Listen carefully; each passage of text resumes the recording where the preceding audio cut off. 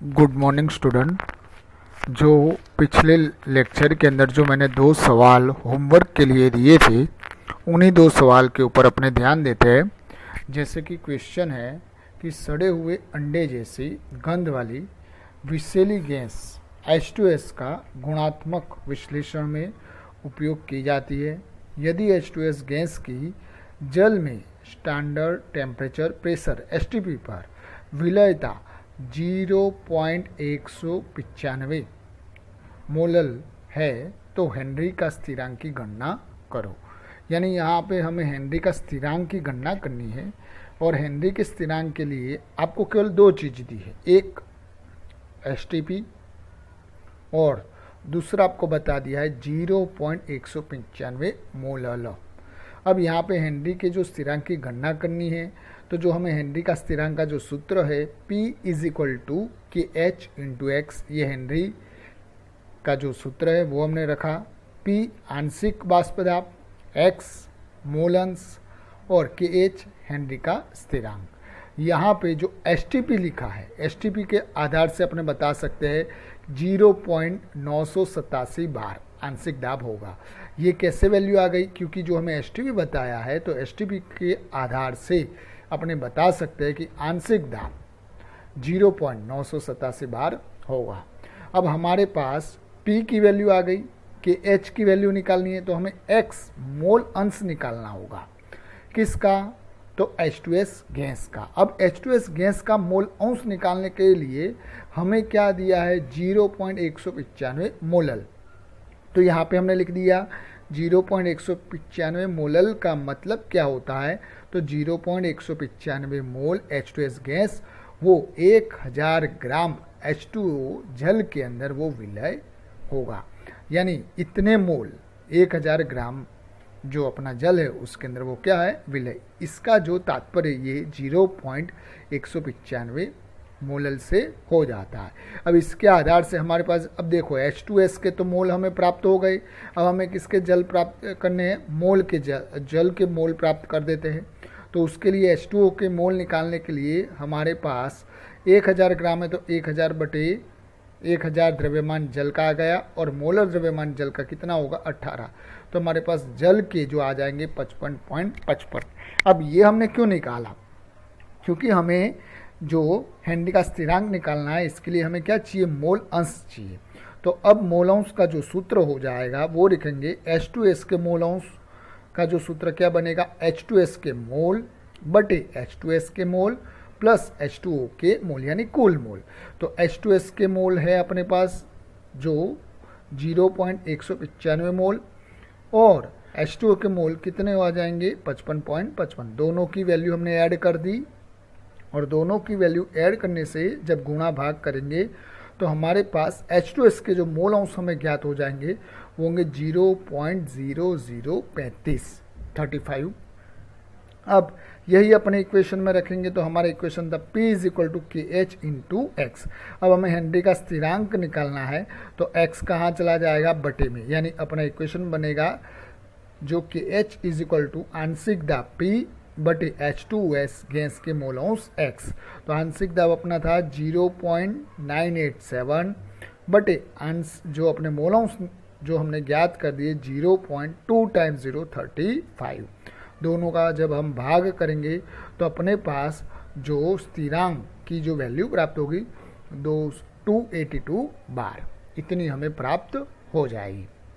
दोबारा ध्यान देने वाली बात है, पूरा फिर से मैं बता देता हूँ। हमें हेनरी का स्थिरांक ज्ञात करना था तो इसके लिए मैंने हेनरी का इक्वेशन रख दिया।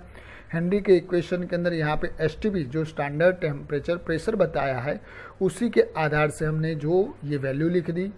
अब हमारे पास मोल अंश H2S के नहीं थे तो उसको निकालने के लिए यहाँ पे इसका जो मतलब होगा 0.195 मोलल का मतलब होगा 0.195 मोल H2S गैस जो 1000 ग्राम जल के अंदर विलय हुई है। तो उसके आधार से मैंने H2S के तो मोल हमें ज्ञात ही हो गई। अब हमें जल के मोल ज्ञात करने हैं तो जल के मोल के लिए जल का द्रव्यमान बटे जल का मोलर द्रव्यमान, उसके आधार से हमें जल के जो प्राप्त हो जाएंगे 55.55। अब यही हमें H2S के मोल अंश जो हमें ज्ञात करना था उसके अंदर रखेंगे तो उसके आधार से हमें H2O के भी मोल अंश ज्ञात हो जाएंगे, वो रखेंगे इक्वेशन के अंदर और KH को इक्वेशन का कर्ता बना देंगे। उस तरह से आपका आंसर आ जाएगा।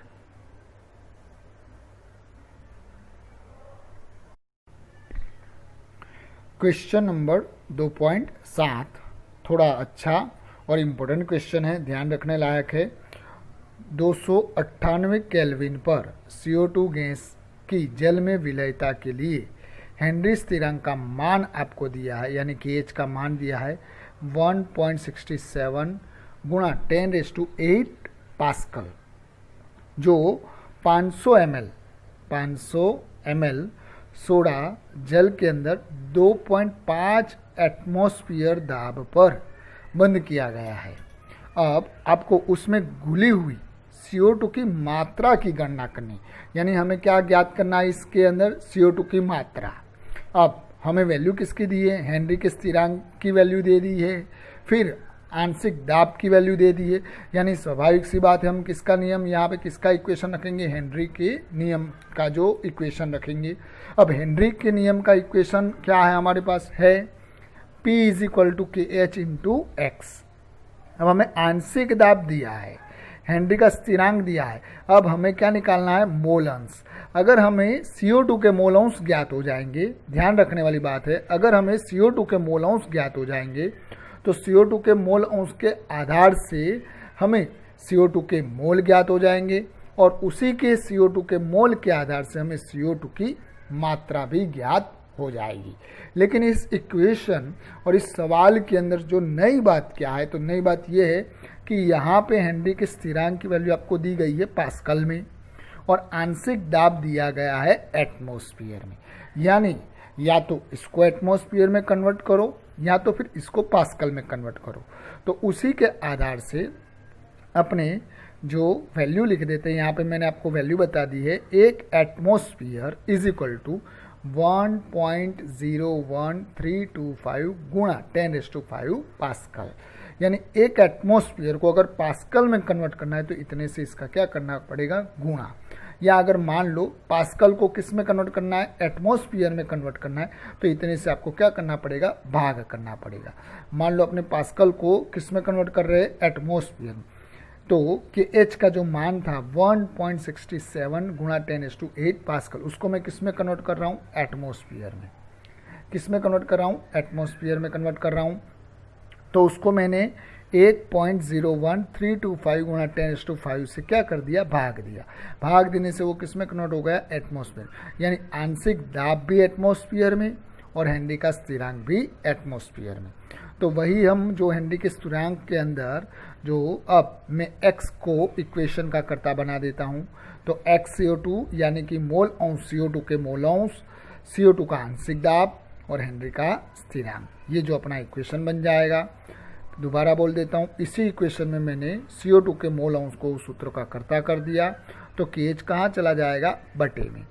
तो आंशिक दाब कार्बन डाइऑक्साइड का और हेनरी का स्थिरांक, तो जो हमारे पास जो CO2 का जो आंशिक दाब कितना है, 2.5 एटमॉस्फेयर, और हेनरी का स्थिरांक जो हमने पास्कल को एटमॉस्फेयर में कन्वर्ट कर दिया, तो वो वैल्यू आ गई 1.648 गुणा 10⁵ एटमॉस्फेयर। अब इन दोनों का अपने भाग करेंगे तो आंसर आ जाएगा 1.52 गुणा 10⁻³ ये क्या आ गया, मोल अंश किसके, कार्बन डाइऑक्साइड की।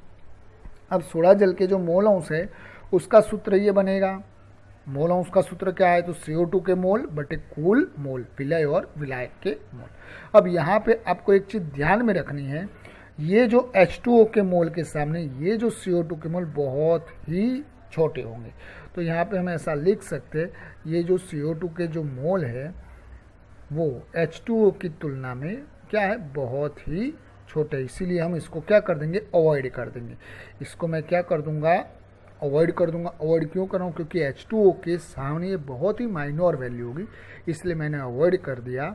अवॉइड करने से हमें क्या प्राप्त हो जाएगा, CO2 के मोल बटे H2O के मोल। अब हमारे पास H2O के मोल नहीं दिए तो वो अपने ढूंढ लेते हैं। तो H2O के मोल के लिए H2O का द्रव्यमान बटे H2O का मोलिकुलर वेट। तो यहाँ पे H2O का द्रव्यमान आपको कितना दिया है, 500 ml।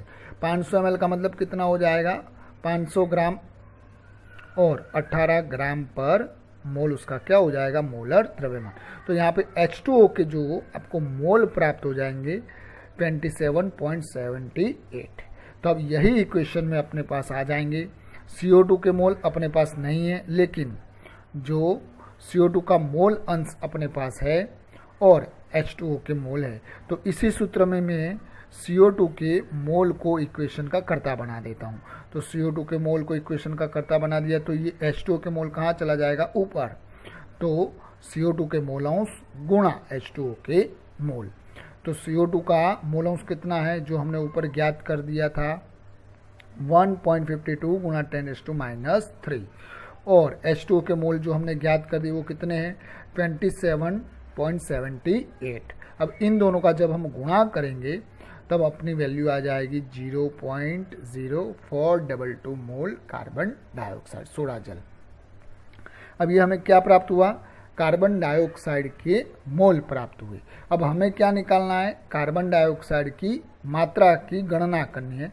तो हम उसके लिए घुली हुई कार्बन डाइऑक्साइड की मात्रा CO2 के मोल बराबर CO2 का द्रव्यमान बटे CO2 का मोलिकुलर वेट। तो यहाँ मात्रा को मैं इक्वेशन का क्या बना दूंगा, कर्ता बना दूंगा। तो CO2 का द्रव्यमान यानी उसकी मात्रा, ये कार्बन डाइऑक्साइड के मोल गुणा क्या हो जाएगा, कार्बन डाइऑक्साइड का मोलिकुलर वेट। तो कार्बन डाइऑक्साइड के मोल कितने थे जो हमने ऊपर ज्ञात कर दिए, 0.0422 मोल, और कार्बन डाइऑक्साइड का मोलिकुलर वेट कितना हो जाएगा, 44। तो ये जो आपको मात्रा प्राप्त हो जाएगी 1.857 ग्राम। इस तरह से आपको घुली हुई ऑक्सीजन की मात्रा प्राप्त हो जाएगी।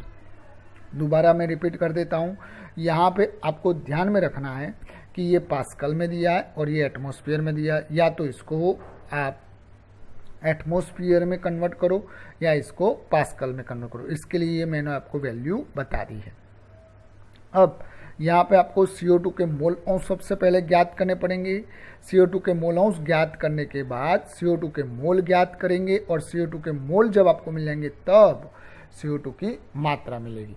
तो हमने सबसे पहले क्या ज्ञात कर दिया, CO2 के मोल अंश, और उससे पहले हमने ये पास्कल को मैंने किस में कन्वर्ट कर दिया, एटमॉस्फेयर में। फिर CO2 के मोल अंश मैंने हेनरी के नियम के आधार से ज्ञात कर दिए, और जब CO2 के मोल अंश मुझे प्राप्त हो जाएंगे उसके बाद मैंने क्या प्राप्त किया, CO2 के मोल।